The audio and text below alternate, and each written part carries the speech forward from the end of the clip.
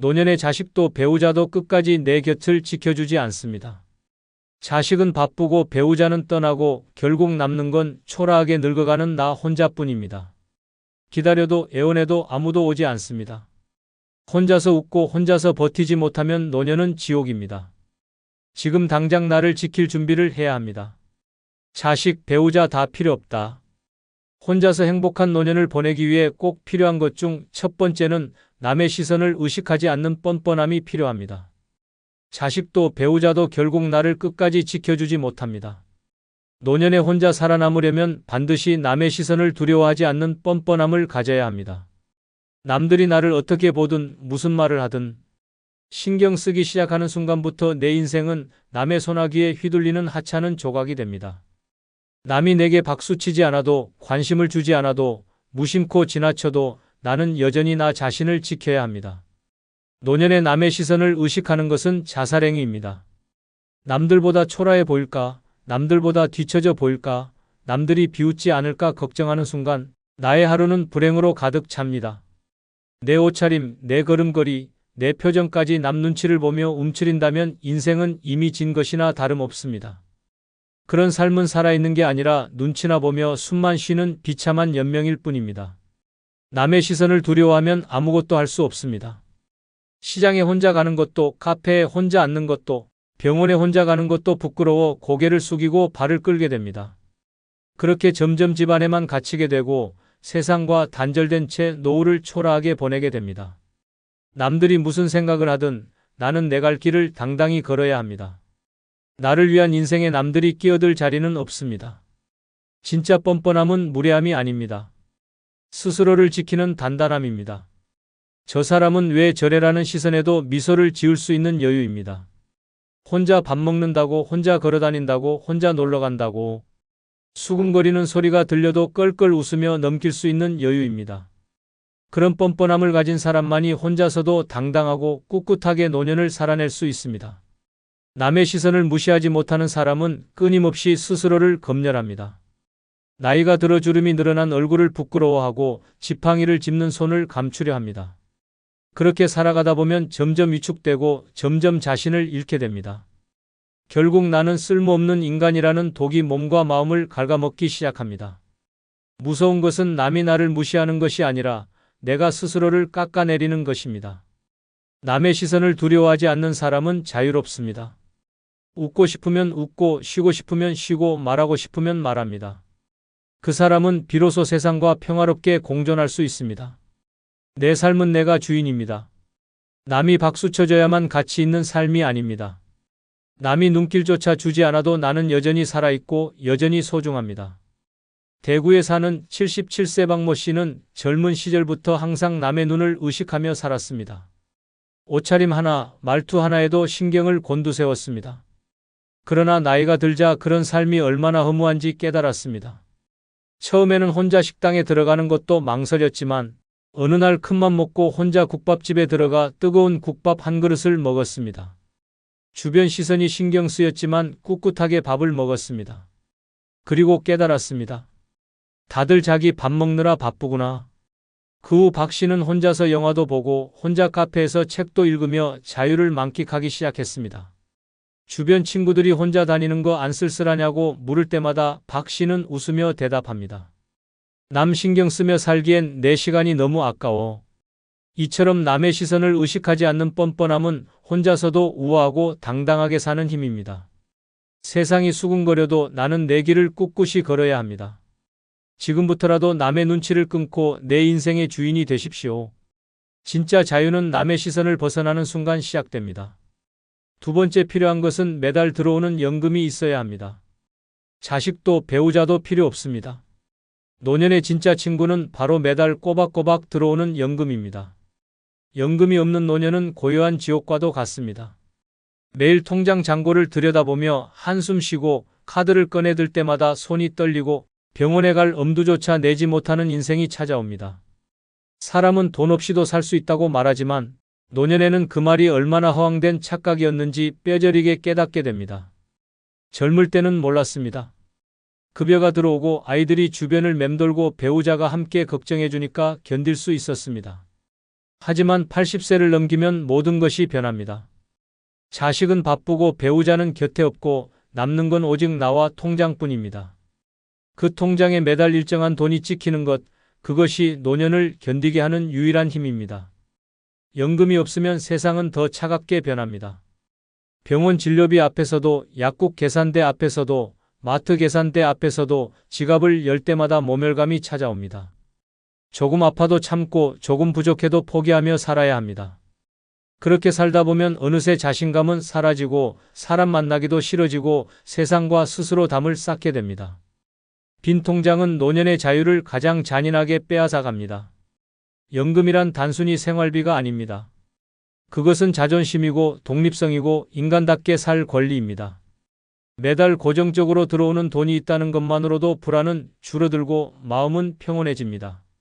병원을 갈 때, 맛있는 밥을 먹을 때, 영화관에 갈 때 매달 들어오는 연금은 괜찮아, 너는 살아갈 수 있어 라고 말해주는 든든한 동반자입니다. 노년을 초라하게 살고 싶지 않다면 반드시 연금을 준비해야 합니다.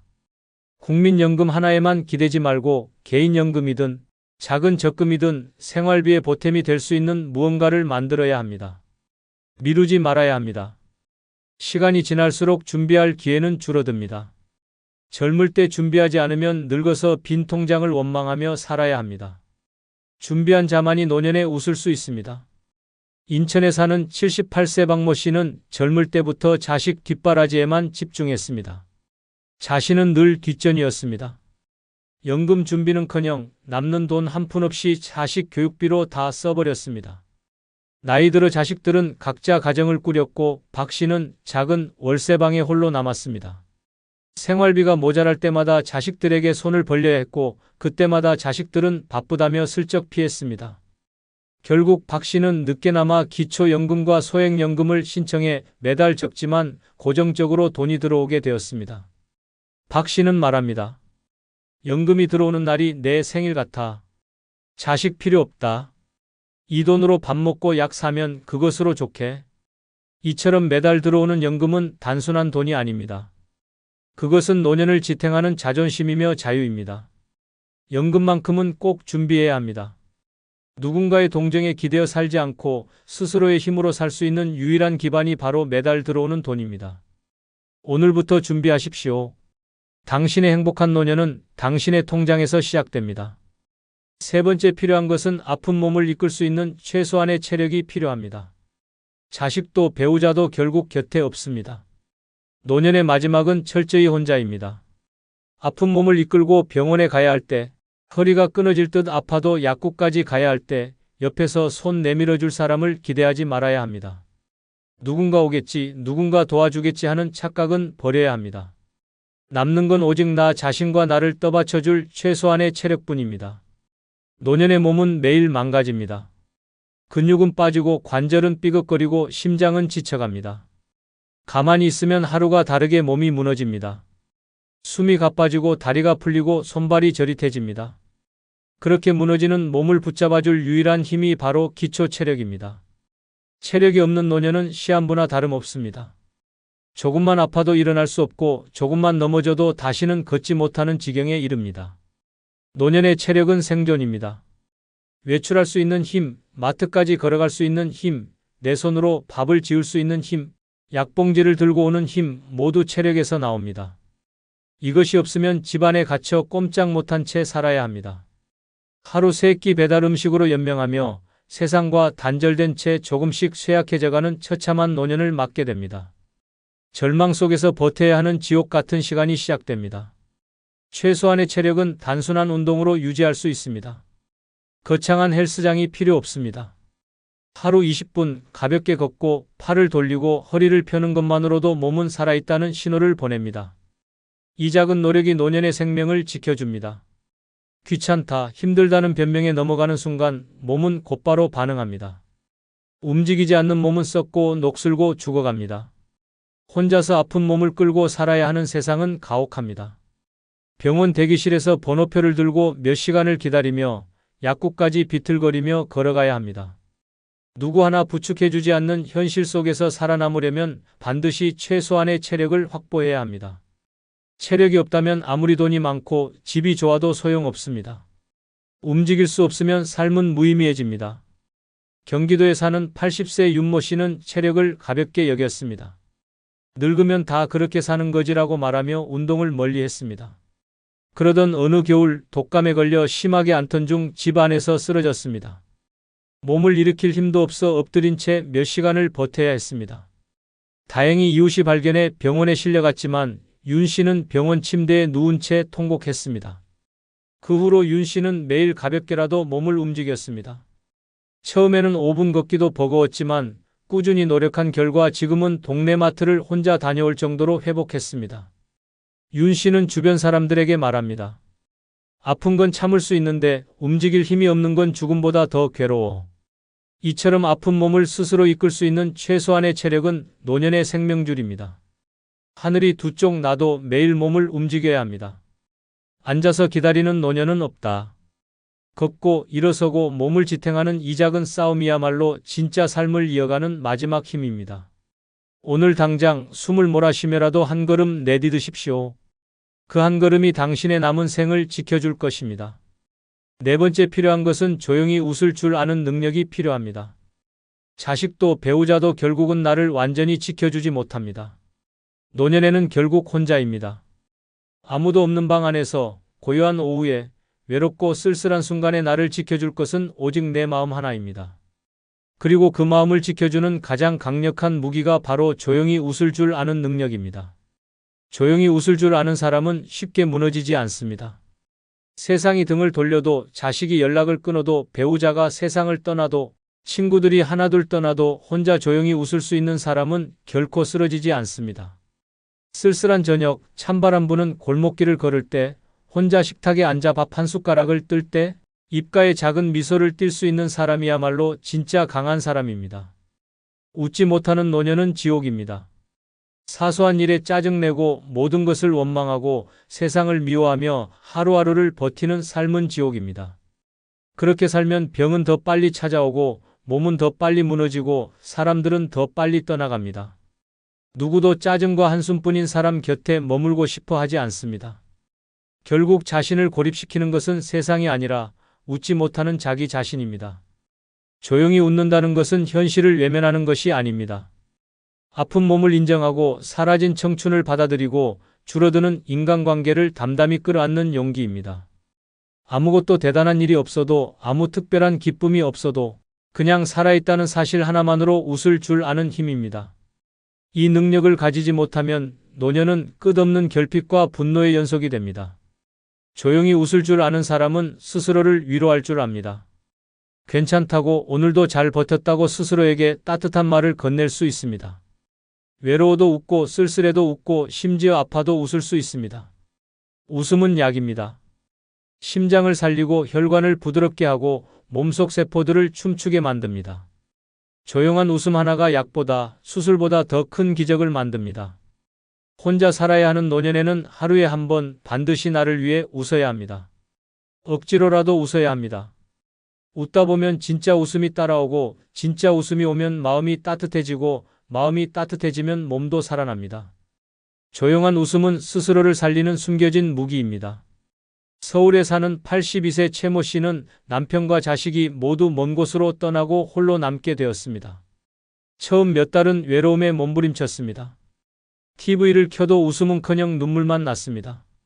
그러다 어느 날 거울 속 우울한 자신의 얼굴을 보고 스스로에게 말했습니다. 이대로 죽을 순 없다. 그날부터 최 씨는 매일 아침 거울을 보며 억지로라도 웃었습니다. 입꼬리를 억지로 올리고 소리 없이 웃었습니다. 처음엔 어색하고 눈물 섞인 웃음이었지만 시간이 지나면서 자연스러운 미소가 얼굴에 번지기 시작했습니다. 친구들이 최 씨를 다시 찾아오기 시작했고, 시장에 가도 공원에 가도 사람들과 눈을 마주치며 자연스럽게 인사할 수 있게 되었습니다. 최 씨는 말합니다. 웃지 않았다면 나는 벌써 끝났을 거야. 이처럼 조용히 웃을 줄 아는 능력은 노년을 살리는 생명줄입니다. 세상이 등을 돌려도 나는 조용히 웃을 수 있어야 합니다. 오늘부터 연습하십시오. 아무도 없는 방 안에서라도, 쓸쓸한 오후에도, 가슴 아픈 날에도 조용히 웃으십시오. 그 웃음 하나가 당신의 노년을 따뜻하게 지켜줄 것입니다. 다섯 번째 필요한 것은 혼자 있는 시간을 축복처럼 여길 수 있어야 합니다. 자식도 배우자도 결국은 곁에 남지 않습니다. 노년의 끝자락에는 누구나 철저하게 혼자입니다. 그런데 혼자 있는 시간이 외로움으로만 다가온다면 그 삶은 끝없는 지옥이 됩니다. 쓸쓸함에 몸부림치고 공허함에 몸이 시들어가며 살아있다는 사실 자체가 고통이 됩니다. 이런 삶을 피하고 싶다면 반드시 혼자 있는 시간을 축복처럼 여길 줄 알아야 합니다. 혼자라는 것은 세상이 나를 버렸다는 뜻이 아닙니다. 혼자 있다는 것은 이제야 비로소 온전한 나 자신을 만나는 시간입니다. 외로움은 피하는 것이 아니라 길들여야 합니다. 외로움을 두려워하는 사람은 평생 목마른 영혼처럼 타인의 관심과 인정에 매달리다 결국 허무하게 끝나버립니다. 그러나 혼자 있는 시간을 즐길 줄 아는 사람은 오히려 고요 속에서 자신을 키우고 자유 속에서 인생을 새롭게 피워냅니다. 혼자 있는 시간을 괴로워하는 사람은 끊임없이 외부 자극을 찾아 헤맵니다. TV를 틀고 라디오를 틀고 핸드폰을 붙잡고 시간만 흘려보냅니다. 그렇게 의미 없는 소음 속에 스스로를 집어넣으면서 더 깊은 공허에 빠져듭니다. 이런 식의 노년은 늙어가는 것이 아니라 썩어가는 것입니다. 반면에 혼자 있는 시간을 축복처럼 여기는 사람은 조용한 방 안에서 책을 읽고 음악을 들으며 사색하고 스스로와 대화를 나누는 법을 압니다. 혼자 있다는 사실에 감사할 줄 알아야 합니다. 누군가의 눈치를 보지 않아도 되고 불필요한 기대에 시달리지 않아도 되고 오롯이 나만의 리듬으로 하루를 설계할 수 있습니다. 젊을 때는 상상조차 할 수 없었던 진짜 자유를 노년에야 비로소 얻게 된 것입니다. 이 자유를 고통으로 받아들이는 사람은 스스로를 옭아매고 스스로를 갉아먹게 됩니다. 혼자 있는 시간을 두려워하는 사람은 쉽게 병에 걸립니다. 외로움이 쌓이면 면역력이 떨어지고 우울증이 찾아오고 몸과 마음이 동시에 무너지기 시작합니다. 그러나 혼자 있는 시간을 축복처럼 여기는 사람은 강해집니다. 외부의 조건이 어떻든 흔들리지 않고 하루하루를 스스로 빛나게 만들 수 있습니다. 이 힘이 있는 사람만이 노년을 진짜 우아하게 살아낼 수 있습니다. 혼자 있는 연습은 지금 당장 시작해야 합니다. 작은 것부터 연습해야 합니다. 혼자 밥 먹는 시간, 혼자 카페에 앉아있는 시간, 혼자 공원을 걷는 시간을 즐길 수 있어야 합니다. 아무것도 하지 않아도 불안하지 않고 누구에게도 인정받지 않아도 행복할 수 있어야 합니다. 이런 작은 시간들이 쌓여서 진짜 행복한 노년을 만들어줍니다. 부산에 사는 79세 이모 씨는 남편을 먼저 떠나보내고 자식들은 모두 외국에 나가 홀로 남게 되었습니다. 처음 몇 달은 매일같이 울었습니다. 혼자 밥을 차리고 혼자 TV를 보면서 외로움에 몸서리쳤습니다. 그러나 어느 날 문득 깨달았습니다. 이러다 내 인생이 다 썩어버리겠구나. 그날 이후 이 씨는 혼자 있는 시간을 다시 배우기 시작했습니다. 아침이면 직접 커피를 내려 마시고 거실 한복판에서 음악을 틀어놓고 춤을 추기 시작했습니다. 시장도 혼자 가고 근처 도서관에도 혼자 가서 책을 읽었습니다. 시간이 지나자 이 씨는 혼자만의 시간이 점점 소중해졌고 얼굴에는 다시 웃음이 번지기 시작했습니다. 혼자라서 외로운 게 아니라 혼자라서 자유롭다는 말을 이제는 당당히 할 수 있게 되었습니다. 여섯 번째 필요한 것은 아무도 챙겨주지 않아도 버틸 수 있는 강인함이 필요합니다. 자식도 배우자도 결국은 자신의 삶에 바빠집니다. 노년에는 누군가 나를 챙겨주기를 바라며 기다리는 순간부터 비극이 시작됩니다. 챙겨줄 사람이 없다고 원망하고 챙겨줄 손길이 없다고 절망하는 순간 삶은 고통으로 뒤덮입니다. 살아남고 싶다면 아무도 챙겨주지 않아도 스스로를 지킬 수 있는 강인함이 반드시 필요합니다.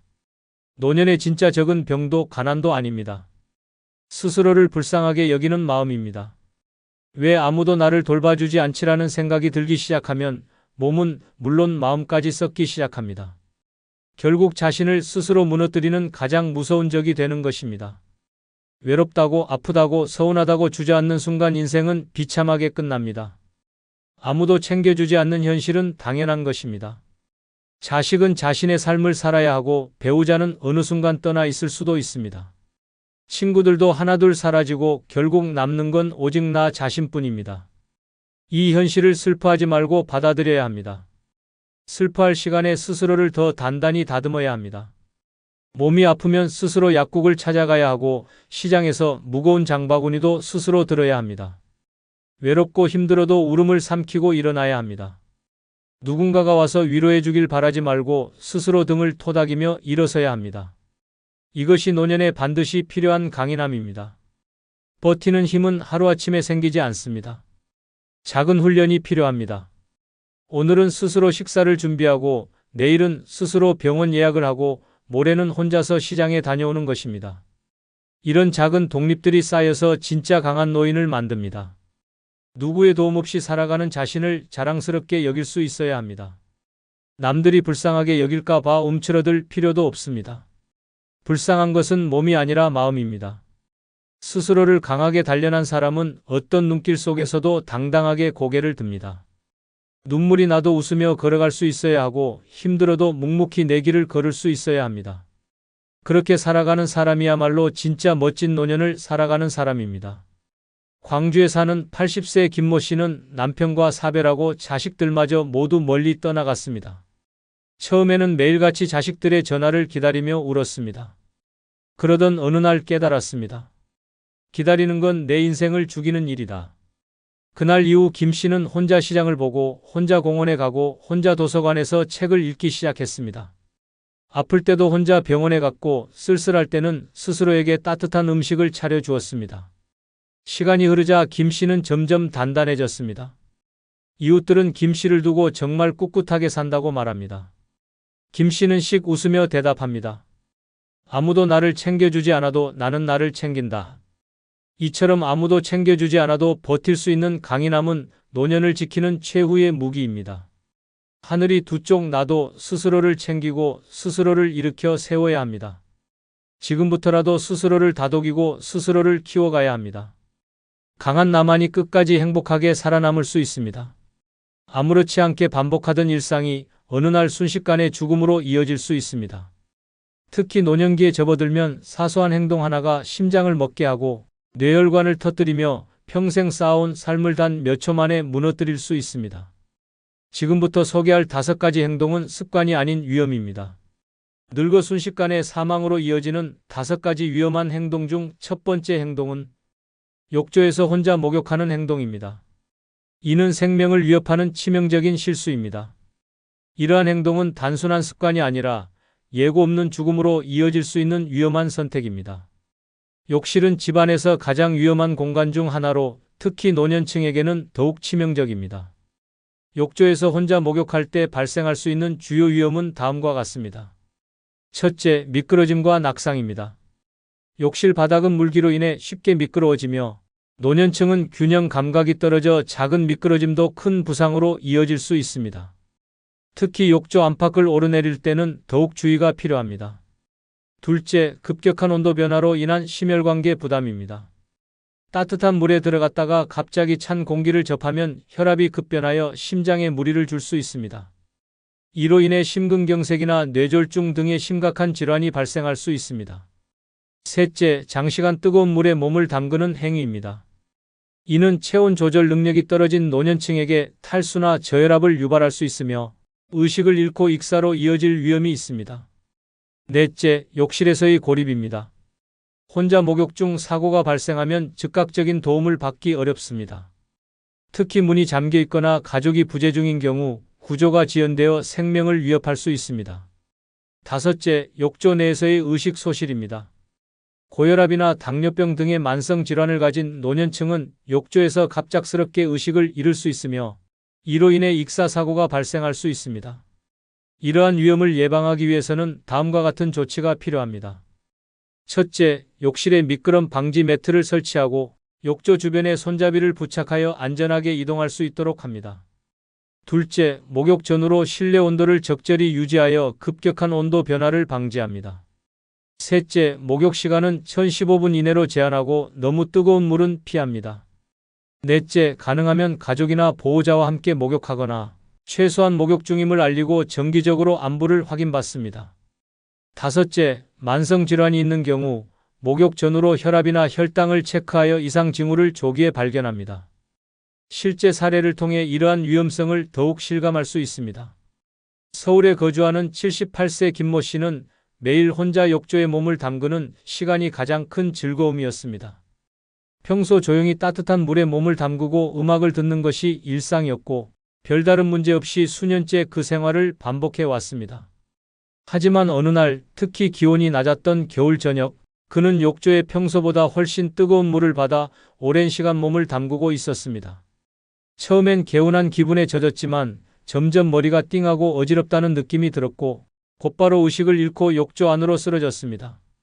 아무도 없었다면 조용히 익사로 생을 마감했을지도 모르는 아찔한 순간이었습니다. 다행히도 그날은 외출했던 가족이 평소보다 일찍 귀가하여 욕실에서 쓰러진 김 씨를 발견했고 다급히 119에 신고해 심폐소생술을 시행하며 병원으로 이송했습니다. 병원에 도착한 뒤 의료진은 단 10분만 늦었더라도 호흡이 멈춰 회복이 어려웠을 것이라는 충격적인 진단을 내렸습니다. 가족 모두가 큰 충격을 받았고 김 씨는 더 이상 욕조 목욕을 하지 않겠다고 스스로 다짐했습니다. 이후로 그는 샤워만 하며 반드시 가족이 집에 있을 때만 목욕을 하고 매번 목욕 전에 알리는 것을 습관으로 삼고 있습니다. 이처럼 욕조에서 혼자 목욕하는 행위는 그저 몸을 씻는 행위가 아닙니다. 방심한 순간에 생명까지 빼앗아갈 수 있는 조용한 살인자입니다. 지금 이 순간 당신의 부모님이 또는 당신 자신이 욕조 안에 혼자 있다면 그건 목욕이 아니라 위험한 도박일지도 모릅니다. 절대 혼자 목욕하지 마십시오. 욕조라는 일상의 공간이 죽음의 함정이 되지 않도록 가족과 함께 안전한 생활 습관을 만들어가는 것이 무엇보다 중요합니다. 두 번째 위험한 행동은 겨울철 아침에 갑자기 밖으로 나가는 행동입니다. 겨울철 아침 문을 열고 밖으로 나가는 그 한 걸음이 노년의 생명을 앗아갈 수 있는 치명적인 실수입니다. 밤새 얼어붙은 공기, 급격히 떨어진 기온, 그리고 자고 있던 몸이 아직 제대로 깨어나지 않은 상태에서의 외출은 말 그대로 죽음과 마주하는 산책입니다. 특히 고혈압이나 심혈관 질환을 가진 노년층에게는 겨울 아침 외출이 심장마비나 뇌졸중을 일으킬 수 있는 가장 위험한 시간입니다. 사람의 몸은 자는 동안 체온이 떨어지고 혈압도 낮아지며 신체 기능이 최소화된 상태로 유지됩니다. 이런 상태에서 갑자기 영하의 찬 공기를 맞으면 몸은 극심한 스트레스를 받게 됩니다. 혈관은 순간적으로 수축하고 혈압은 급격히 상승하며 심장은 비정상적으로 빨리 뛰기 시작합니다. 이러한 변화는 단 몇 초 만에 뇌혈관을 파열시키거나 심장에 무리를 줘 돌연사의 위험을 극도로 높입니다. 이처럼 겨울 아침의 한순간은 고요한 죽음을 부르는 살얼음판입니다. 겨울철 아침 공기는 상상 이상으로 무섭습니다. 찬 공기는 폐를 자극하여 호흡을 불안정하게 만들고 얇은 혈관에 충격을 줍니다. 특히 평소 흡연이나 당뇨, 고지혈증 같은 위험 요소를 안고 사는 어르신들에게는 그 찬바람이 심장과 뇌를 일시에 압박하는 망치가 됩니다. 흔히 추우면 옷을 더 껴입으면 되지라고 생각하지만 옷으로도 막지 못하는 것이 바로 혈관 속 위기입니다. 게다가 아침에 나가는 목적이 대개 가벼운 산책이나 마실인 경우가 많습니다. 몸을 덜 푼 상태에서 계단을 오르내리거나 언덕길을 오르는 순간 심박수가 폭등하고 찬 공기까지 흡입하면서 순식간에 의식을 잃을 수 있습니다. 실제로 병원 응급실 통계에서도 겨울철 아침 시간대 노년 환자들의 급성 심장질환 비율이 평소보다 2배 가까이 증가한다는 보고가 있습니다. 이건 단순한 우연이 아니라 반복되는 경고입니다. 겨울 아침에 외출을 해야 한다면 반드시 신체를 충분히 데운 후에 움직여야 합니다. 방에서 가볍게 체조를 하거나 따뜻한 물을 마셔 체온을 올리고 혈액순환을 활성화시킨 후 나서는 것이 좋습니다. 그리고 가능한 한 오전 10시 이전에는 외출을 삼가는 것이 가장 안전합니다. 겨울에 이른 아침은 그 자체로 독입니다. 아무리 바쁜 일이 있어도 생명보다 급한 일은 없습니다. 이제 실제 있었던 한 사례를 통해 얼마나 위험한 행동인지 실감해 보시길 바랍니다. 대구에 사는 76세 박모 할아버지는 매일 아침 6시에 집 근처 공원을 산책하는 것이 일상이었습니다. 추운 건 좀 괜찮아, 걷다 보면 따뜻해져라며 겨울에도 변함없이 운동을 나갔습니다. 그날도 어김없이 이른 아침 깜깜한 새벽에 두툼한 외투 하나 걸치고 공원으로 향했습니다. 하지만 그날따라 기온은 영하 11도까지 떨어졌고 도로엔 밤새 얼음이 얇게 깔려 있었습니다. 공원 입구에 도착하자마자 박 할아버지는 심한 어지러움을 느꼈고 갑작스럽게 가슴이 조여오는 통증에 쓰러졌습니다. 공교롭게도 산책하는 사람이 드문 시간대라 구조 요청이 늦어졌고 다행히 강아지를 산책시키던 주민이 쓰러진 모습을 발견하고 119에 신고했습니다. 병원에 도착한 박 할아버지는 심근경색으로 진단받고 응급시술을 받았으며 며칠을 중환자실에서 지낸 후에야 회복할 수 있었습니다. 의사는 박 할아버지에게 겨울 아침 산책은 노년기에 목숨 걸고 하는 도박이라며 다시는 새벽 산책을 하지 말라고 강력히 경고했습니다. 그 후 박 할아버지는 산책 시간을 오전 11시 이후로 바꾸고 반드시 아내와 함께 나가는 습관을 들였습니다. 공원에서는 나 새벽에 심장 멎을 뻔했다며 직접 겪은 경험을 이웃 어르신들에게 전하며 자기가 겪은 아찔한 일을 웃으면서도 진지하게 풀어놓곤 합니다. 그렇게 박 할아버지는 자신이 산 목숨으로 주변 사람들의 생명을 지키는 살아있는 경고등이 되었습니다. 세 번째 위험한 행동은 계단 난간 없이 오르내리는 행동입니다. 계단을 오르내릴 때 난간을 잡지 않는 행동은 노년에 있어 말 그대로 목숨을 거는 행위입니다. 나이가 들수록 균형 감각은 떨어지고 근력은 약해지며 반사신경은 늦어집니다. 이런 상황에서 단 한 번의 실수, 단 한 발의 헛디딤이 평생을 송두리째 바꾸는 비극으로 이어질 수 있습니다.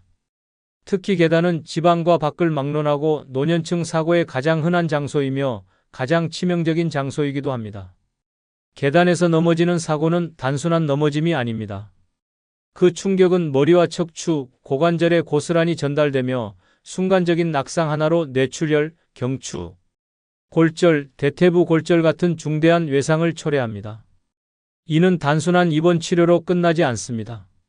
한번 골절된 뼈는 회복되기까지 몇 달이 걸리며 이 과정에서 움직임이 제한되면 폐렴, 욕창, 근육 위축 같은 2차 합병증으로 사망률이 급격히 높아집니다. 실제로 고관절 골절 후 1년 내 사망률이 20에서 30%에 달한다는 사실은 충격 그 자체입니다. 난간 없는 계단은 벽 없는 고속도로와 같습니다.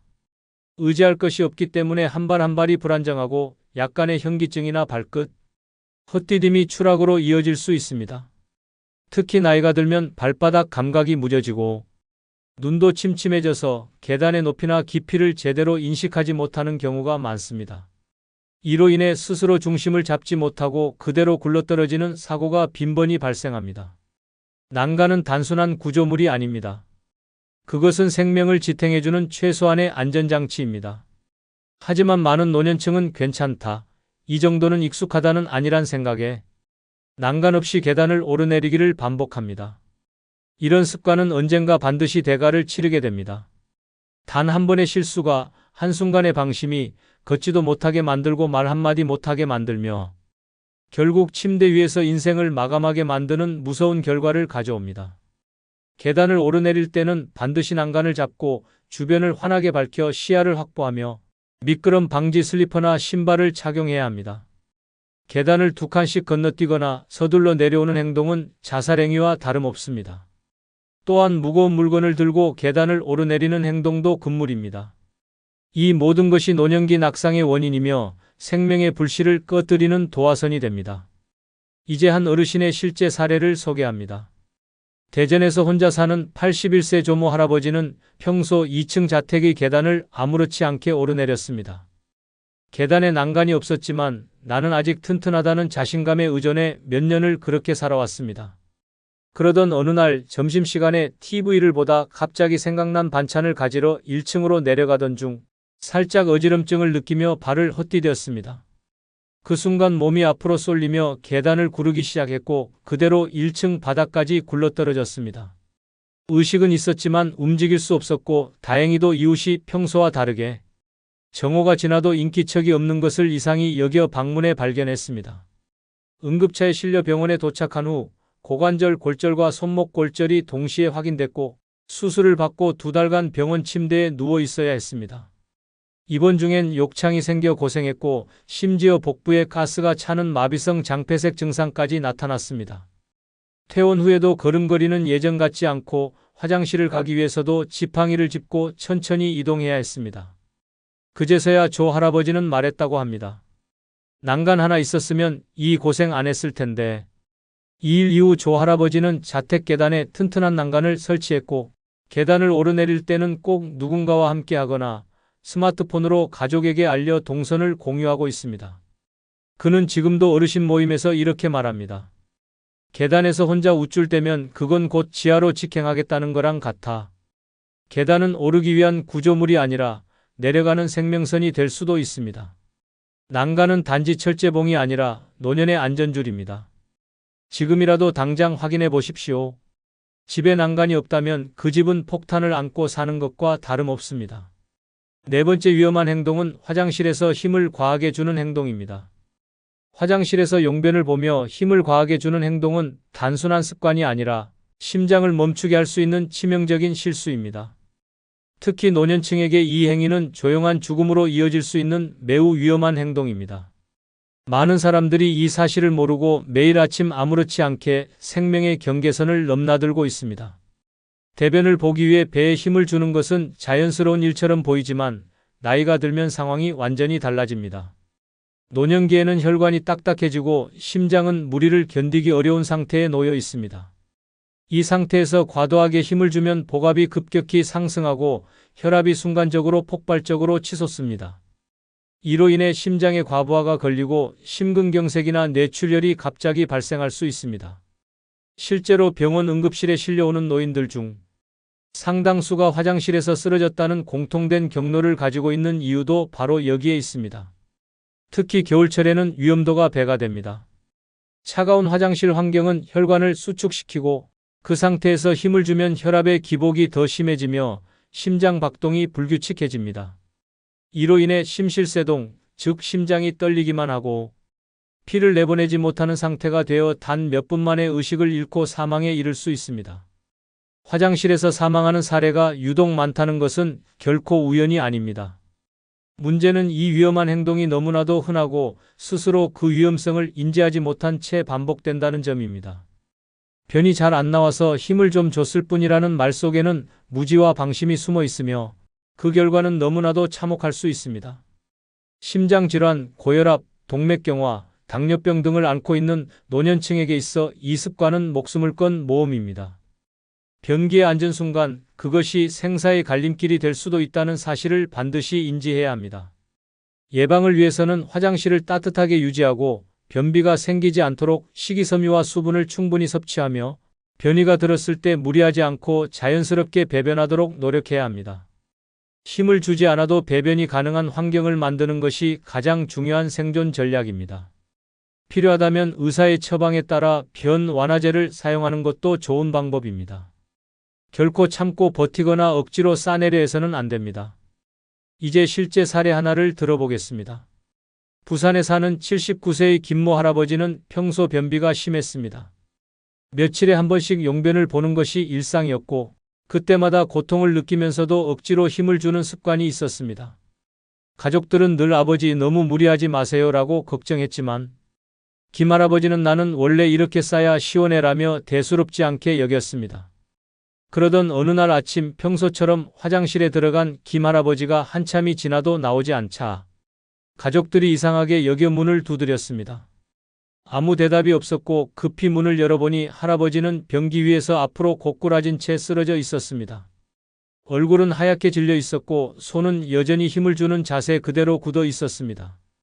바로 119를 부르고 응급처치를 시도했지만 이미 의식은 없었고 병원에서는 심근경색 판정을 내렸습니다. 다행히 심장이 멈춘 지 오래되지 않아 제세동기를 이용한 심폐소생술로 가까스로 회복할 수 있었지만 이후 한동안 말을 못하고 일상생활도 어려운 상태가 되었습니다. 의사는 배에 힘을 주는 순간 심장이 터져버릴 만큼 무리를 받은 것이라고 설명했고 가족들은 그 후 화장실에 난방기를 설치하고 김 할아버지의 식단을 바꾸는 등 총력전을 벌이게 되었습니다. 김 할아버지는 지금도 동네 경로당에 가면 늘 이렇게 말합니다. 거참 똥 싸다 죽을 뻔한 거 생각하면 똥보다 무서운 게 없어. 모두가 웃지만 그 속에는 뜨거운 경고가 담겨 있습니다. 당신이 지금 화장실에서 힘을 주고 있다면 그건 몸속 시한폭탄의 타이머를 누르고 있는 것과 다름없습니다. 그 한 번의 힘이 생명을 끊을 수 있습니다. 변비보다 더 무서운 건 당신의 방심입니다. 다섯 번째 위험한 행동은 갑작스럽게 무거운 물건 드는 행동입니다. 갑작스럽게 무거운 물건을 드는 행동은 노년기에 있어 예고 없는 파열 사고와도 같습니다. 보기에는 단순히 상자 하나 들었을 뿐인 것 같아도 그 행동 하나가 심장을 멈추게 하고 혈관을 터뜨리며 척추를 무너뜨리는 비극의 출발점이 될 수 있습니다. 젊은 시절의 힘을 믿고 몸이 아직 견딜 수 있다고 착각하는 순간 몸속 깊은 곳에서 펑하고 무엇인가가 끊어질 수 있습니다. 노년층은 근육량이 현저히 줄어들고 뼈는 약해지며 인대와 디스크는 마른 나뭇가지처럼 부서지기 쉬운 상태입니다. 이런 상태에서 예고 없이 무거운 짐을 들어올리면 근육과 뼈가 동시에 찢기고 허리가 휘며 혈압이 급상승하는 복합적인 사고가 발생합니다. 특히 잘못된 자세로 물건을 들 경우 허리뼈 사이의 디스크가 밀려나거나 척추에 골절이 발생하여 그 자리에서 움직이지 못하게 되는 일이 허다합니다. 한 번의 실수로 하반신 마비가 되는 경우도 있습니다. 더 무서운 것은 심장입니다. 무거운 물건을 들며 온몸에 힘을 주는 순간 복압과 혈압이 동시에 올라가면서 심장과 혈관에 극심한 압박이 가해집니다.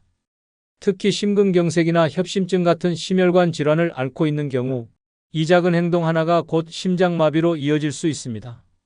마치 내부 폭탄이 한꺼번에 터지는 것과도 같습니다. 뇌혈관이 약한 사람에게는 뇌출혈로 이어지기도 합니다. 실내에서 짐 들다 피를 토하고 쓰러지는 사례가 결코 드문 일이 아닙니다. 보통 노년층이 드는 무거운 물건은 마트에서 사온 생수박스, 창고에 쌓아둔 김치통, 겨울옷 넣은 큰 상자, 쌀자루 등입니다. 이 물건들은 단순해 보이지만 10kg을 넘는 경우가 많고 한쪽으로 치우치면 순간적인 중심 상실로 낙상까지 이어집니다. 특히 계단이나 턱을 오를 때 무거운 물건을 들고 있다면 그건 스스로 위험에 몸을 던지는 행동과 같습니다. 이때 중심을 잃고 넘어지면 고관절 골절, 두부 외상 등으로 병원 응급실로 직행하는 일이 벌어지게 됩니다. 실제 있었던 한 사례를 소개합니다. 인천에 사는 74세의 정모 할아버지는 평소 씩씩한 성격으로 남에게 의지하는 걸 싫어했습니다. 그날도 마트에서 생수 2박스를 사와서 아파트 3층까지 들고 올라가겠다고 우기셨습니다. 가족들이 택배 부르라고 말렸지만 내가 이 정도도 못 드는 줄 알아? 라며 생수 박스를 한쪽 팔에 들고 현관문을 열었습니다. 계단을 오르던 도중 2번째 층을 지나던 순간 갑자기 으악 하는 비명이 났고 박스와 함께 그대로 뒤로 넘어졌습니다. 넘어지며 머리를 계단 모서리에 부딪혔고 생수 박스는 가슴을 짓눌렀습니다. 쓰러진 채 한동안 움직이지 못했고 이웃이 비명소리를 듣고 뛰어나와 119에 신고했습니다. 병원에 도착했을 때는 늑골 골절과 요추 압박 골절, 경미한 뇌진탕 진단을 받았으며 다행히도 생명에는 지장이 없었습니다. 하지만 입원 후 며칠간 누워있던 사이 욕창이 생겼고 한동안 걷는 것조차 어려워졌습니다. 퇴원한 후 정할아버지는 마트 갈 때마다 카트를 밀고 다니며 무거운 건 절대 직원에게 부탁합니다. 동네에서는 생수 때문에 눕다 살아난 사람으로 불리며 본인도 웃으면서 말합니다. 그때 안 죽은 건 생수병들이 방석처럼 깔려줘서야. 생수가 날 살렸어. 정할아버지는 이후로 자존심으로 짐 들다가 인생 무너진다는 교훈을 몸소 증명하며 이웃들에게 경고하고 있습니다. 절대로 무거운 물건을 혼자 들지 마십시오. 그 짐이 당신의 마지막 기억이 되지 않도록 말입니다. 내가 너 키우느라 인생 다 버렸다. 알아? 형은 안 그랬는데 넌 왜 항상 그 모양이냐? 나중에 너도 늙어봐야 알지. 그때 후회하지 마라. 이처럼 무심코 던진 말 한마디가 자식의 가슴에 평생 못이 됩니다. 사랑을 전하려 했지만 결국 상처만 남기게 되는 부모의 말은 때론 침묵보다 더 잔인합니다. 죽기 전까지 절대 해서는 안 되는 말이 있습니다. 그 말은 단순한 표현이 아니라 자식과의 관계를 돌이킬 수 없게 만드는 언어폭탄입니다. 자식에게 죽기 전까지 말하면 안 되는 5가지 중 첫 번째는 너도 나중에 당해봐야 안다는 말입니다. 이 말은 자식에게 독이 되는 말입니다. 이 말은 충고도 아니고 조언도 아니며 사랑은 더더욱 아닙니다. 부모가 자식에게 던질 수 있는 가장 무서운 저주이자 관계를 멀어지게 만드는 폭탄 같은 말입니다. 이 한마디가 자식의 마음속에 평생 지워지지 않는 원망을 남기고 다시는 부모의 마음을 받아들이지 않게 만듭니다. 부모는 삶의 선배이자 자식에게 길을 보여주는 등불이어야 합니다. 그러나 너도 당해봐야 안다는 말은 등불이 아니라 어둠 속에 자식을 밀어넣는 말입니다. 부모가 겪은 고생을 자식에게도 겪으라고 말하는 순간 그건 경험의 나눔이 아니라 고통의 유산을 물려주겠다는 선언과도 같습니다. 내가 아팠으니 너도 아파봐라. 내가 힘들었으니 너도 당해봐라. 이런 마음이 담긴 말은 절대 사랑일 수 없습니다. 이 말은 자식을 위한 경고로 포장되어 있지만 실제로는 감정의 배출입니다. 섭섭함, 분노, 외로움이 뒤섞여 부모 스스로 감정을 추스르지 못한 채 내뱉는 말입니다. 하지만 자식은 그 속뜻을 모릅니다. 오직 이렇게 받아들일 뿐입니다. 우리 엄마는, 우리 아빠는 나한테 복수하려는구나. 그 순간부터 자식은 부모의 마음을 외면하고 부모를 더 이상 인생의 조언자가 아닌 상처의 원천으로 느끼게 됩니다. 특히 이 말은 자식이 부모의 기대에 못 미쳤다고 느껴질 때, 혹은 부모가 늙어갈수록 외롭고 억울한 감정을 안고 있을 때 자주 터져 나옵니다. 하지만 그렇게 쏟아낸 한마디가 자식의 가슴에 평생 모처럼 박히고 시간이 지나도 아물지 않는 상처가 됩니다. 그 상처는 결국 자식과 부모 사이의 정을 갉아먹고 서로의 마음을 닫게 만듭니다. 자식도 부모가 되면 부모의 마음을 이해할 날이 옵니다. 하지만 그것은 시간이 해결할 문제지 저주로 해결되는 것이 아닙니다. 너도 당해봐야 한다는 말은 나중에 자식이 부모가 되었을 때도 나도 우리 부모처럼 저주해야지라는 부정적인 감정의 유산을 이어받게 만듭니다. 이 고리는 끊어져야 합니다. 누군가는 먼저 멈춰야 합니다. 그리고 그 역할은 지금의 부모가 해야 합니다. 자식이 미운 날에도 속상한 날에도 참아야 하는 말이 있습니다. 말은 돌처럼 무겁습니다. 던진 사람은 잊어도 맞은 사람은 평생 기억합니다. 부모의 말은 자식의 가슴속에 깊이 박힙니다. 그 말이 따뜻해야 사랑이 남고 날카로우면 상처만 남습니다. 이제 실제 사례 하나를 소개합니다. 전북 익산에 사는 75세 이모 할머니는 둘째 아들과 오랜 갈등을 겪고 있었습니다. 아들은 평소 무뚝뚝했고 전화 한 통 없이 몇 달씩 연락이 끊기기 일쑤였습니다. 어느 날 아들이 겨우 집에 찾아왔을 때 이 할머니는 울분을 참지 못하고 너도 나중에 당해봐야 알지. 내 자식이 너한테 그렇게 하면 그때 정신 차릴 거다라고 쏘아붙였습니다. 아들은 아무 말 없이 그날 집을 나갔고 이후 1년 넘게 연락이 끊겼습니다. 손주의 생일에도 설날에도 아무 연락이 없었습니다. 처음엔 화가 났지만 시간이 지날수록 후회가 밀려왔습니다. 내가 너무 심하게 말했나 싶어 아들에게 전화를 수십 번 했지만 끝내 받지 않았습니다. 그러다 우연히 큰며느리를 통해 들은 말에 가슴이 철렁 내려앉았습니다. 아들이 엄마는 나를 저주했어. 내가 고통받길 바란 사람이랑은 못 보고 살아라고 말했다는 것입니다. 이 할머니는 그날 이후 내 입 하나 잘못 놀려서 내 아들을 잃었구나 하는 죄책감에 매일 밤 잠을 이루지 못한다고 했습니다. 지금은 손주에게라도 소식을 듣기 위해 과일을 싸서 보내고 손편지를 써서 마음을 전하려 하고 있지만 그 말 한마디가 이렇게 오래 남을 줄 몰랐어 라며 눈물을 훔칩니다. 두 번째는 내가 너 키우느라 인생 다 버렸다는 말입니다. 이 말은 절대 하지 마세요. 이 말 한마디는 자식의 가슴을 송곳처럼 찌르고 평생 지워지지 않는 죄책감을 남깁니다. 자식에게 준 사랑을 희생이라는 이름으로 돌려주려는 순간 그 사랑은 순식간에 빚으로 바뀝니다. 자식은 그 순간부터 자신이 누군가의 인생을 망가뜨린 존재로 인식하게 되고 부모와의 관계는 돌이킬 수 없이 틀어지게 됩니다. 이 말은 절대 사랑이 아닙니다. 상처입니다. 내가 인생을 다 바쳤다는 고백은 자식에게 무게를 넘기는 고백입니다. 넌 내가 희생한 결과다. 내 인생이 망가진 이유는 너다. 내가 원했던 삶을 못 산 건 너 때문이다라는 메시지를 감추지 않고 전하는 것입니다. 듣는 자식의 심장은 그 자리에서 내려앉고 사랑받았다는 기억도 감사한 마음도 모두 상처로 덮여버립니다. 자식은 부모의 선택으로 태어났습니다. 부모가 선택한 사랑이고 선택한 양육입니다. 그런데 그 선택의 대가를 나중에 다시 청구받는다면 자식은 영원히 자유로울 수 없습니다. 부모를 대할 때마다 빚진 자의 마음으로 살아야 하고 사랑을 돌려주는 것이 아니라 죄책감을 갚는 방식으로 행동하게 됩니다. 그 사랑은 따뜻하지 않고 의무가 되며 시간이 갈수록 감정은 메말라갑니다. 또한 이 말은 자식에게 두려움을 심습니다. 나도 내 아이를 낳으면 저런 말을 하게 될까?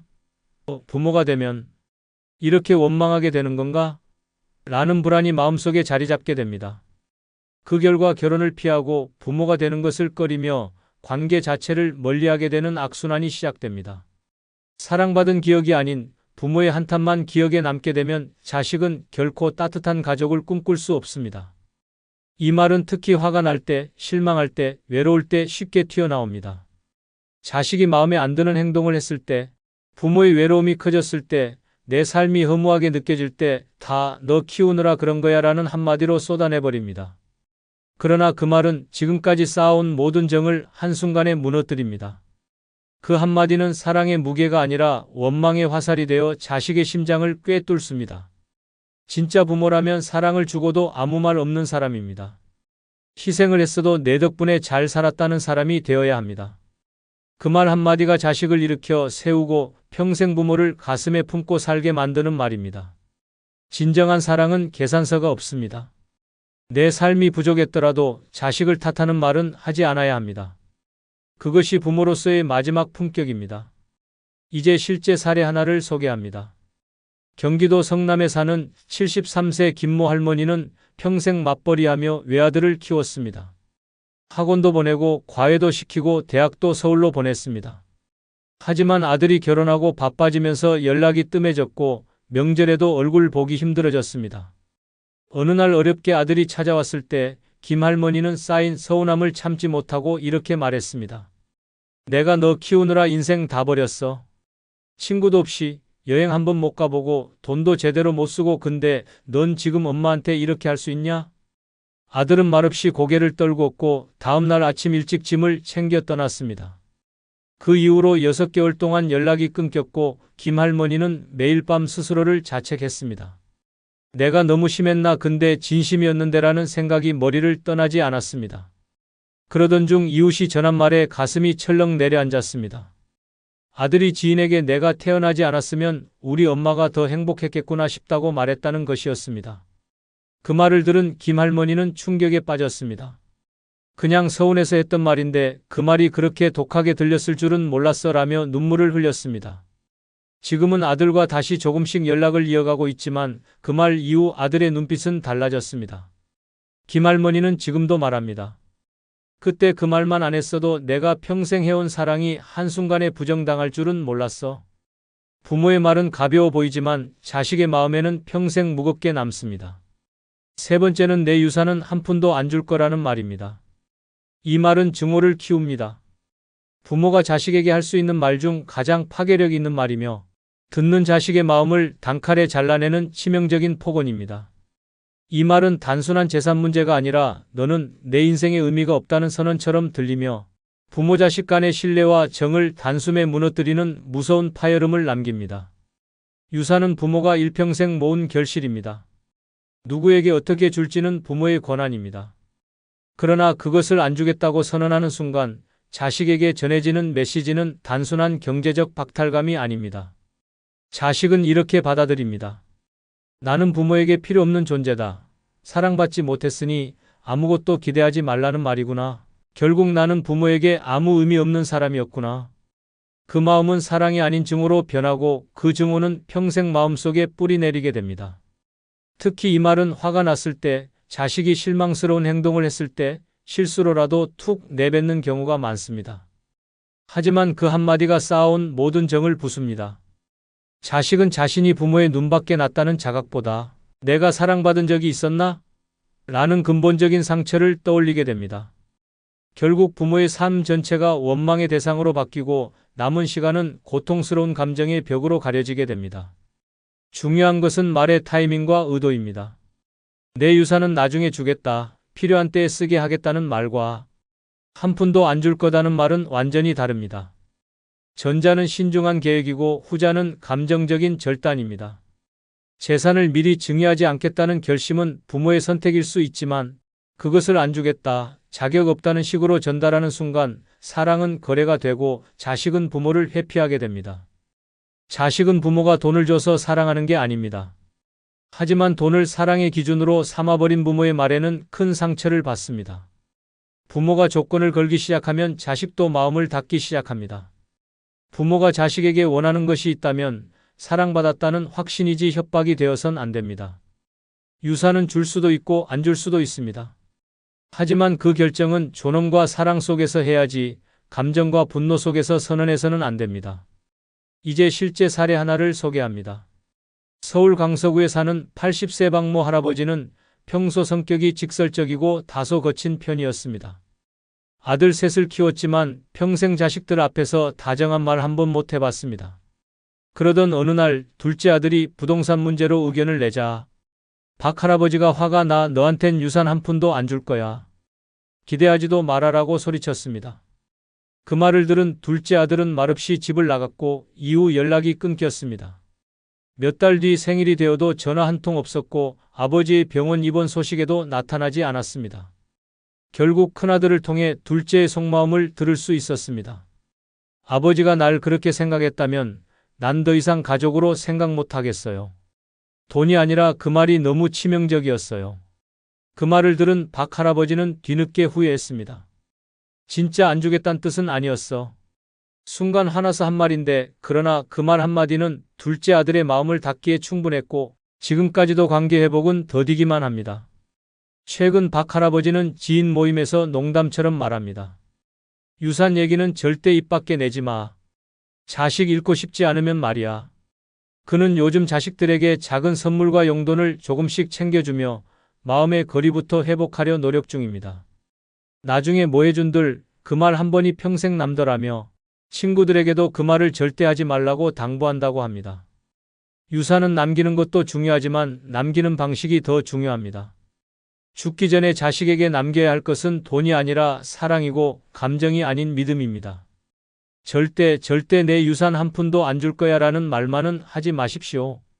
그 말은 돈보다 무서운 상처가 됩니다. 네 번째는 형제끼리 비교하는 말입니다.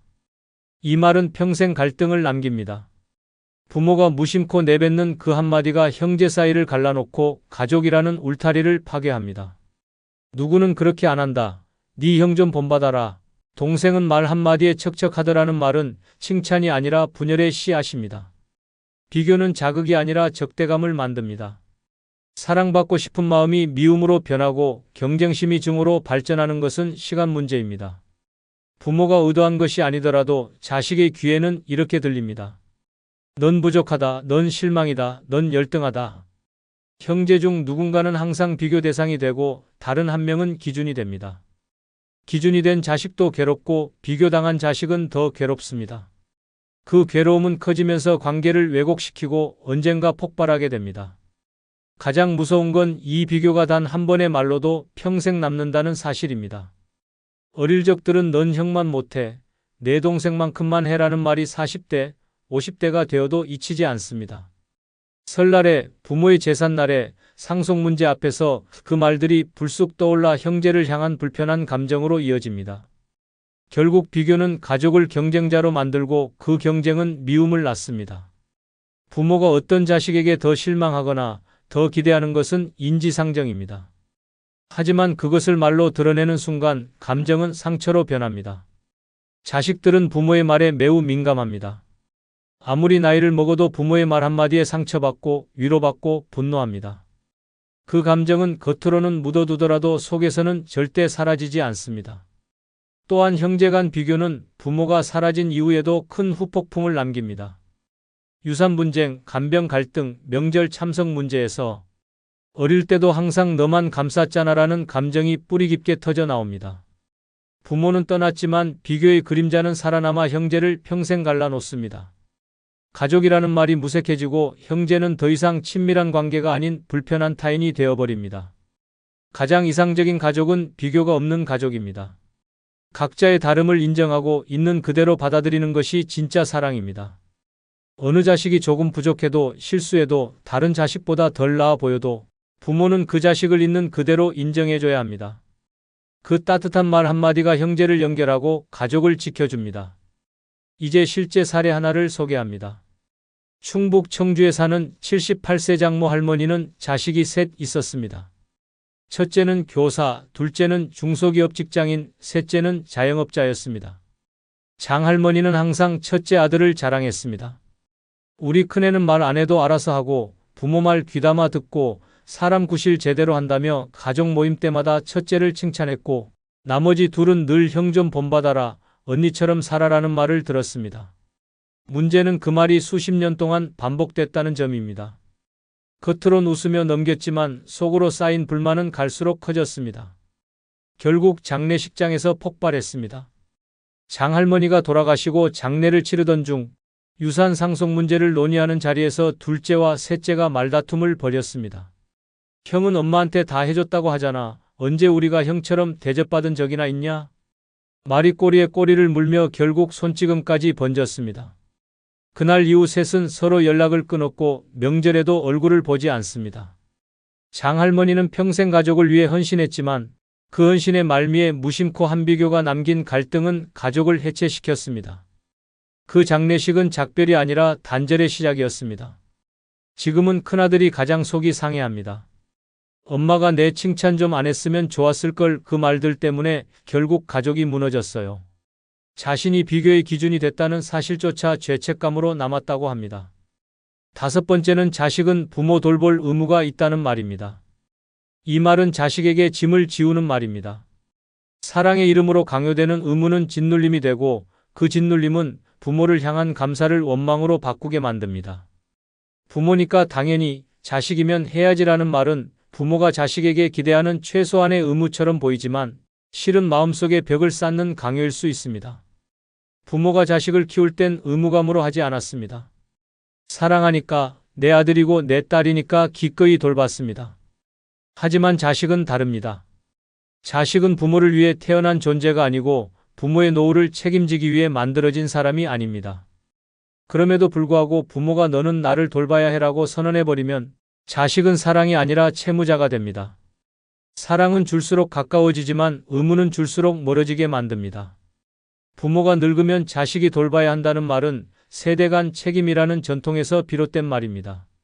하지만 그 전통은 한참 전에 무너졌고 지금은 각자 도생의 시대입니다. 현실은 자식도 버겁고 자식도 생존을 위해 싸우고 있습니다. 그 속에서 나는 내가 돌봐야 돼라는 말은 마치 멍에처럼 자식의 목에 걸려버립니다.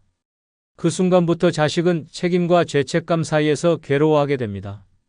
자식을 돌보는 것은 사랑이었지만 자식이 부모를 돌보는 건 의무가 아닌 선택이어야 합니다. 부모가 자식을 위해 한 모든 일들이 진심이었다면 그 진심은 보답을 강요하지 않아도 자식의 가슴에 남습니다. 하지만 너는 반드시 해야 한다는 말은 그 진심을 의심하게 만듭니다.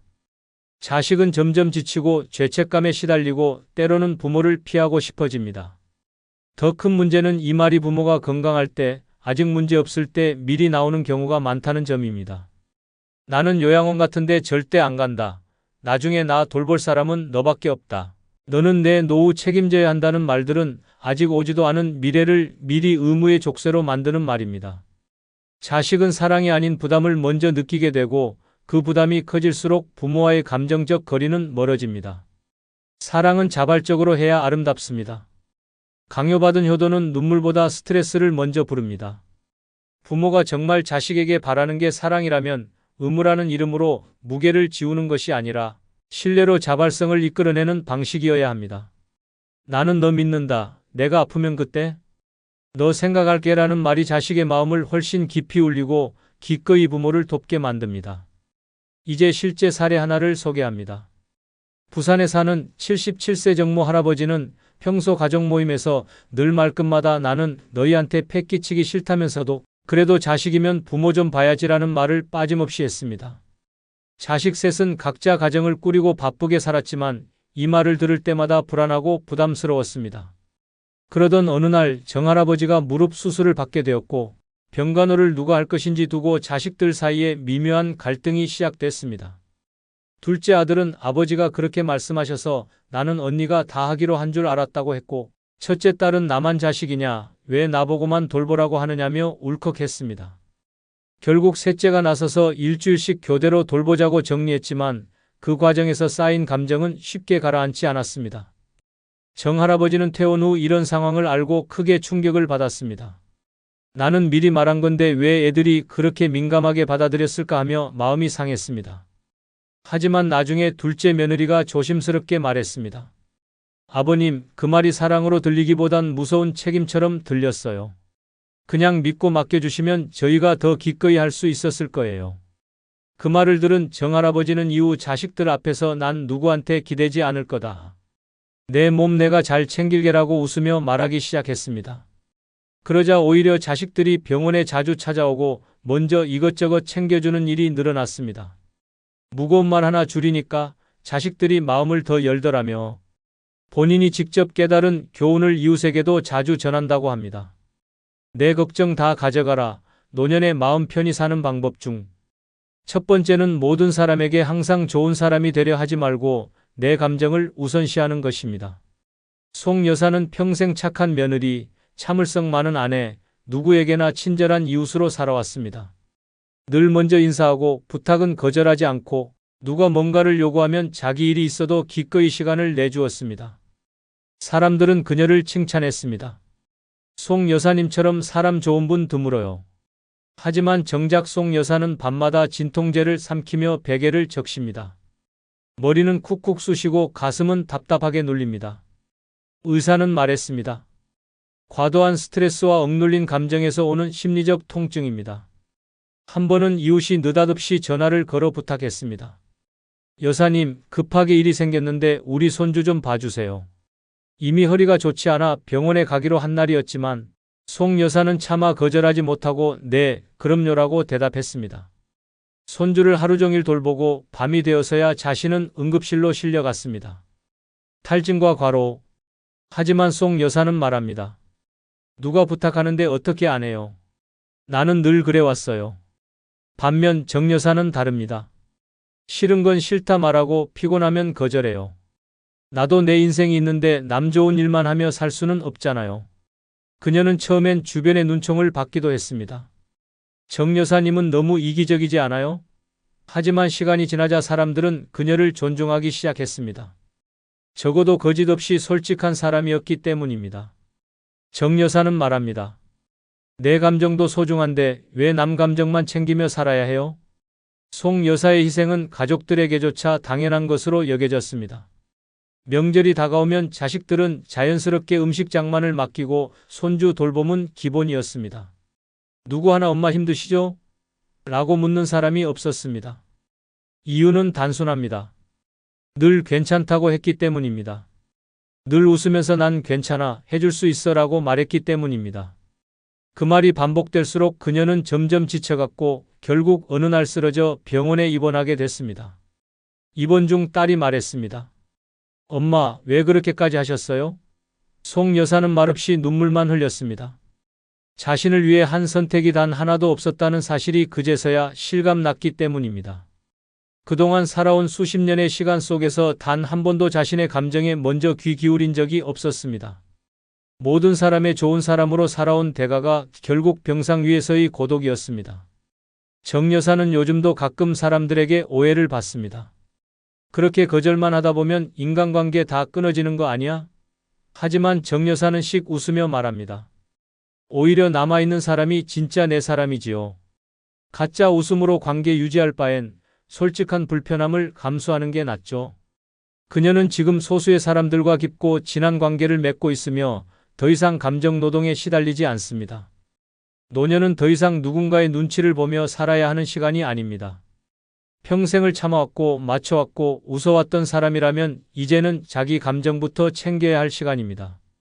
마음에 없는 말로 예의를 지키고 하고 싶지 않은 일에 억지로 웃으며 참여하고 남의 기분 맞추느라 자기 기분은 바닥까지 떨어지는 삶은 진짜 노년이 아닙니다. 그것은 또 다른 형태의 감정 감옥입니다. 모든 사람에게 좋은 사람이 되려 하지 마십시오. 사람은 누구에게나 좋은 사람일 수 없습니다. 그런 삶은 결국 누구에게도 진심이 아닌 삶이 됩니다. 늙어서 가장 먼저 해야 할 일은 나를 위하는 것입니다. 내 감정을 우선시하고 내 마음의 소리에 먼저 귀 기울이고 하고 싶은 말은 하고 하고 싶지 않은 일은 단호히 거절할 줄 아는 것. 그 용기가 있어야 진짜 마음이 편한 노후가 시작됩니다. 지금부터라도 연습하십시오. 미안하지만 오늘은 어려울 것 같아요. 그 일은 나한테 무리예요. 나는 지금 좀 쉬고 싶어요. 이런 말들을 스스로에게 허락하십시오. 그 말 한마디가 삶의 무게를 덜어주고 진짜 나로 살아가게 합니다. 모든 사람의 좋은 사람이 되려 하지 말고 단 한 사람, 나에게 좋은 사람이 되십시오. 그게 노년의 가장 소중한 용기입니다. 두 번째는 작은 일에 신경 쓰지 말고 마음을 비우는 것입니다.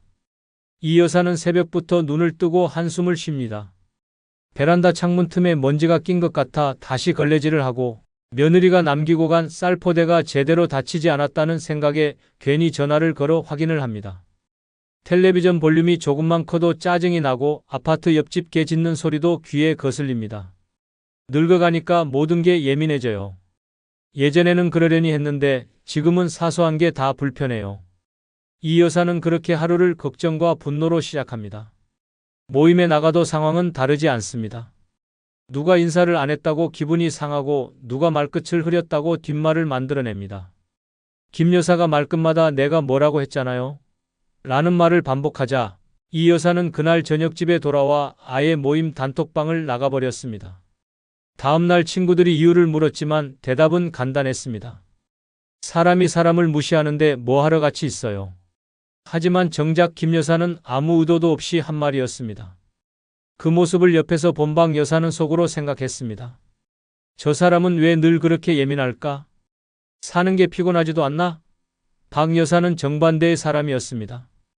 집 천장이 새고 보일러가 고장이 나도 뭐 이런 날도 있는 거지 하며 웃습니다. 며느리가 생일을 잊고 지나가도 애들도 바쁘지 뭐 하며 넘깁니다. 그런 성격 덕분에 박 여사는 항상 모임에서 분위기 메이커가 됩니다. 사람들이 박 여사만 보면 마음이 풀리고 이야기를 털어놓고 싶어집니다.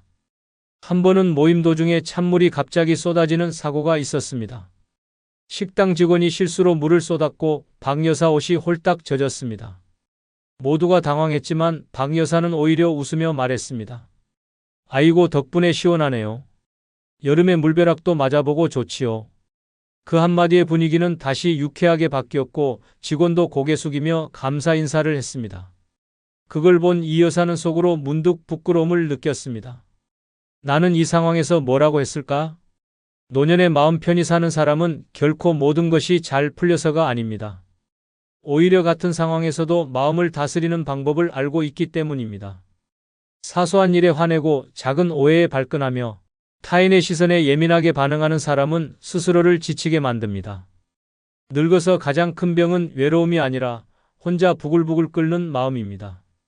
누가 알아주지 않아도 괜찮고 누가 내 말에 고개 끄덕이지 않아도 괜찮다고 마음을 놓을 줄 아는 순간 진짜 평화가 찾아옵니다. 한 번은 정 여사가 말했습니다. 나는 어릴 때부터 모든 걸 완벽하게 하고 싶었어요. 그러다 보니 주변이 내 뜻대로 안 되면 견딜 수가 없었죠. 그런 정 여사도 건강이 악화되면서 스스로 조금씩 내려놓는 연습을 하게 됐다고 합니다. 병원 대기실에서 2시간을 기다리고도 의사 선생님도 힘드시겠지라고 생각하며 참아보는 연습. 손주가 핸드폰만 들여다보고 밥도 안 먹을 때 요즘 애들은 원래 저래 하고 웃어넘기는 연습. 그런 시간이 쌓이며 마음속 짐이 조금씩 내려갔다는 것입니다. 박 여사는 종종 말합니다. 마음이 편하니까 병이 안 와요.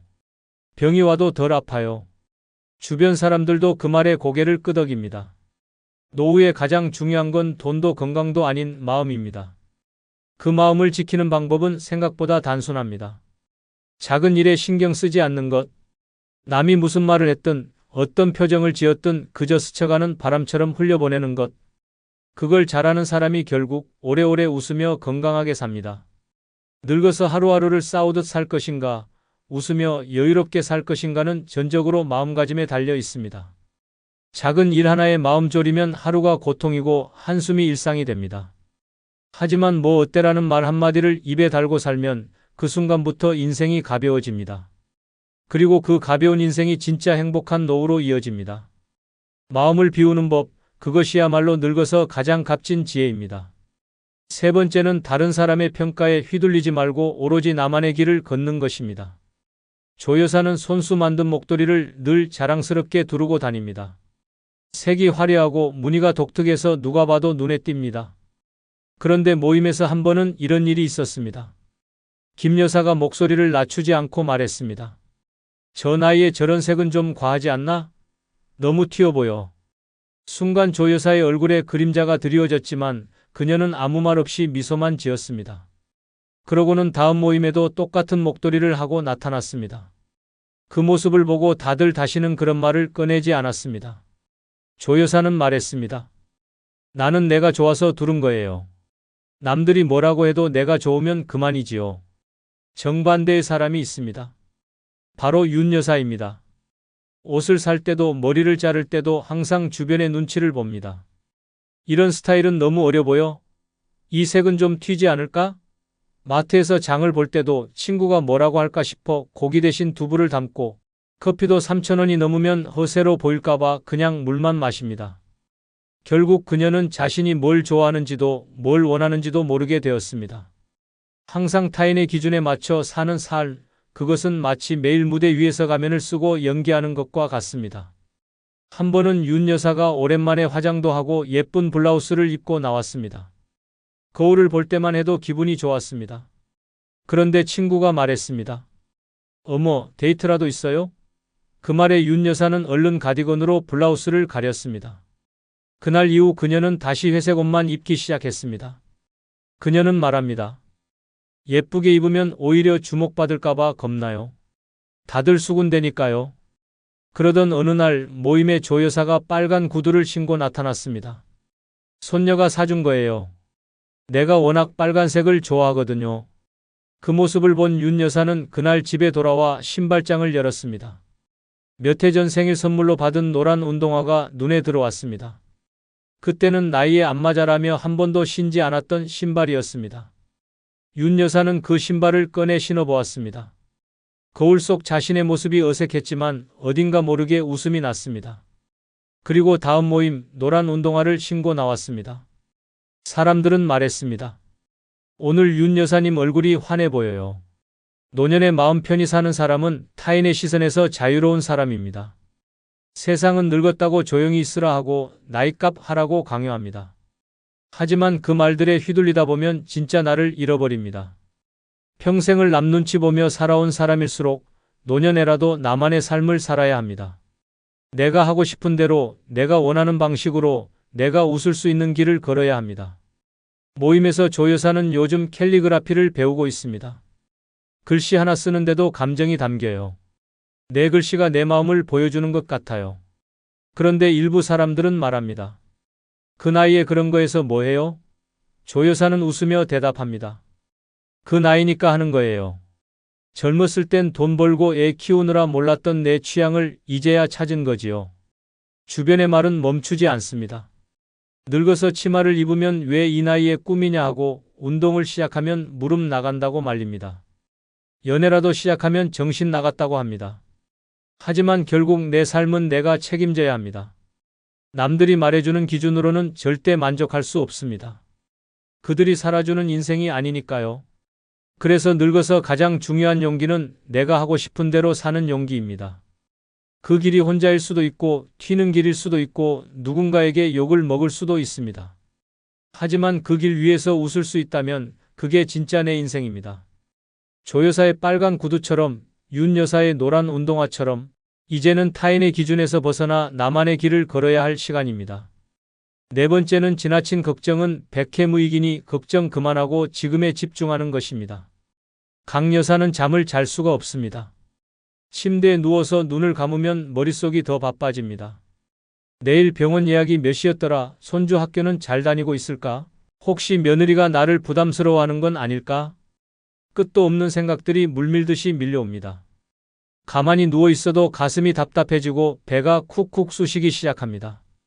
며칠 전엔 갑자기 두통이 심해져 병원 응급실까지 다녀왔습니다. 결과는 단순한 긴장성 두통, 의사는 말했습니다. 걱정이 너무 많으신 것 같네요. 강 여사는 걱정으로 하루를 보내고 걱정으로 잠을 잃고 걱정으로 병을 만듭니다. 모임에 나가도 화제는 늘 비슷합니다.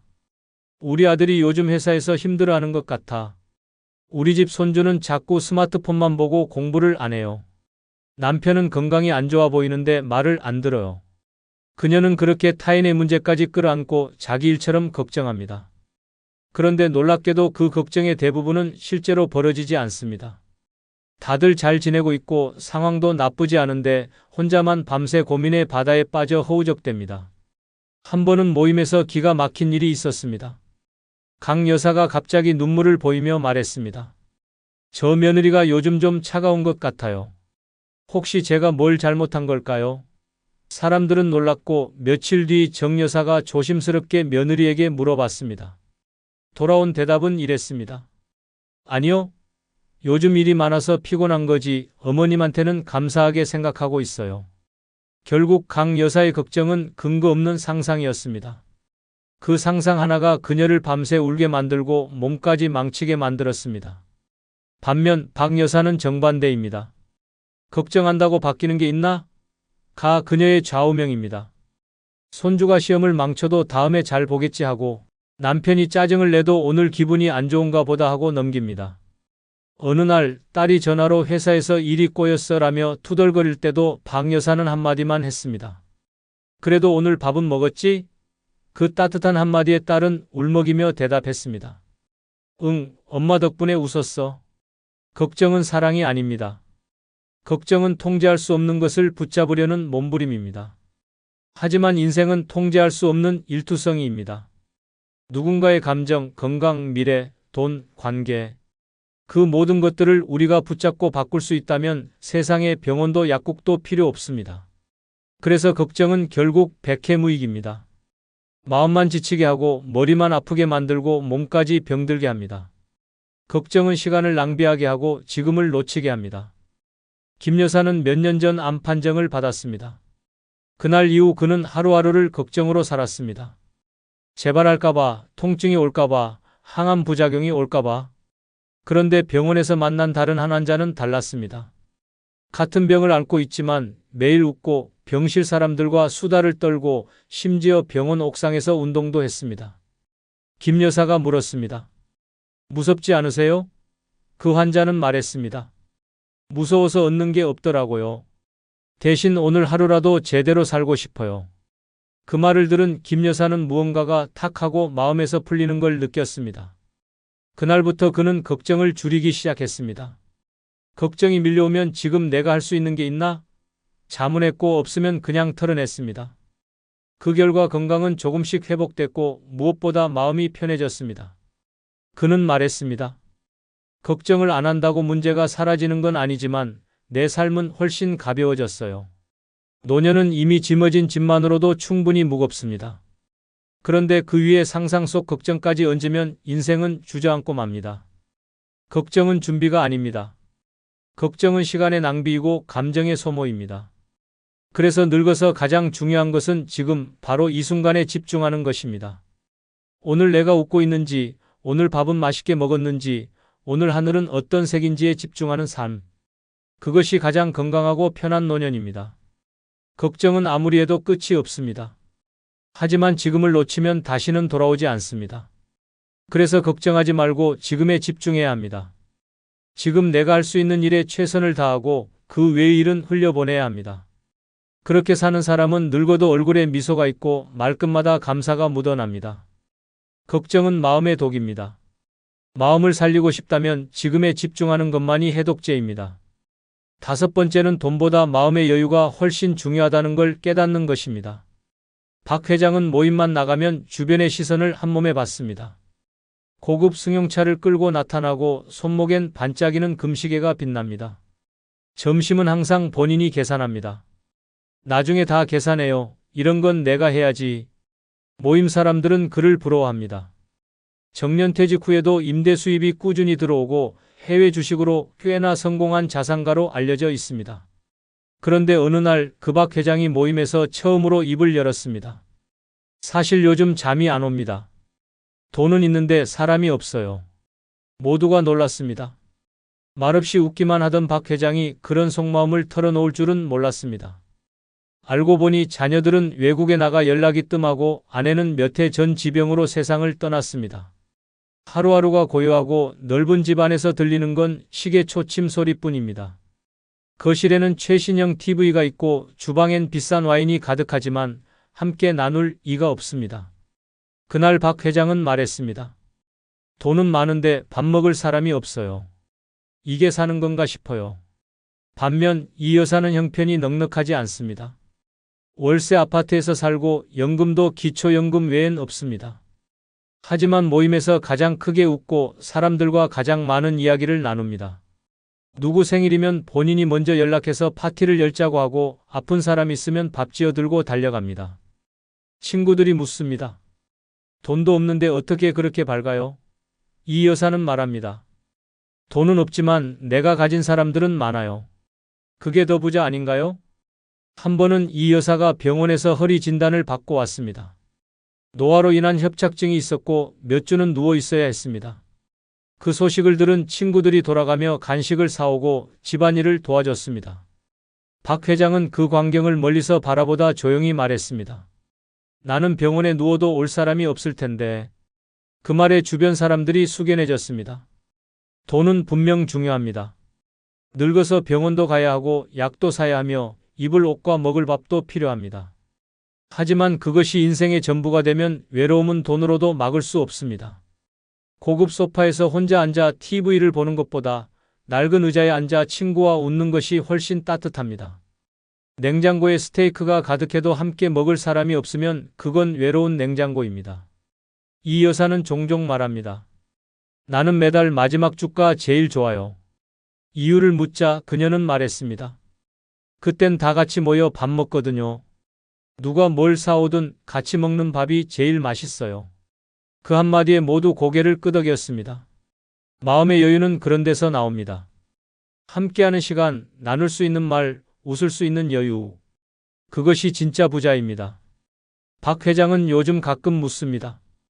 같이 국밥 먹을 수 있어요? 이제는 고급 식당보다 따뜻한 국밥 한 그릇에 마음이 풀린다고 말합니다. 돈은 예금 통장에 쌓아두는 게 아니라 마음과 시간을 나누는 데 써야 진짜 가치가 생깁니다. 늙어서 깨달아야 할 가장 중요한 진실은 바로 이것입니다. 돈보다 마음의 여유가 사람을 살리고 관계를 지키며 인생을 빛나게 만든다는 사실입니다. 그래서 늙어서 마음 편히 사는 사람은 돈이 많은 사람이 아니라 마음이 풍요로운 사람입니다. 그리고 그 마음은 나눔에서 오고 따뜻한 말 한마디에서 피어나며 누군가의 진심 어린 관심 속에서 자랍니다. 그러니 오늘 하루 걱정은 잠시 내려놓고 마음의 여유를 먼저 챙기십시오. 그 여유가 여러분을 가장 건강하게 그리고 가장 행복하게 만들어줄 것입니다.